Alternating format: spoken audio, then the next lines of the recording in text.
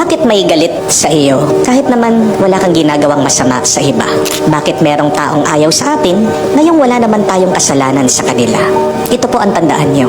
Kung wala kang kaaway, ibig sabihin, hindi ka pa ganon kahalaga.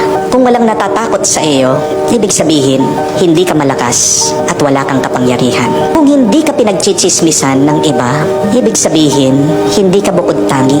Kung pinagchichismisan ka, ang ibig sabihin, gwapo ka at maganda ka kaysa sa kanila. Kung may nagbabato sa iyo, ibig sabihin, mabunga ang buhay mo. Kung may nagsasamantala sa iyo, ibig sabihin, may kayamanan ka. Kung may nagbababa sa iyo, ibig sabihin, umaangat ka sa buhay. Kung may nagsasantabi sa iyo, ibig sabihin, natatakot sila sa iyo. Kung sinisiraan ka ng iba, ibig sabihin, sikat ka. Kung minamaliit ka ng iba, ibig sabihin, nasasapawan mo sila.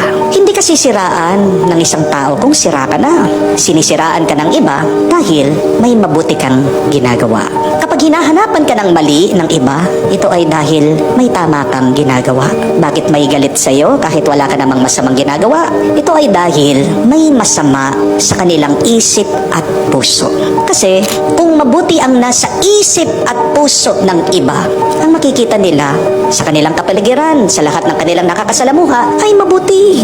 Kung mabuti lang ang laman ng ating mga isip at puso, makikita din natin ang grasya, ang milagro ng Diyos na nangyayari araw-araw sa ating buhay. You can never experience the grace and the miracle of God if you have a negative mind and if you have negativities or evil in your heart.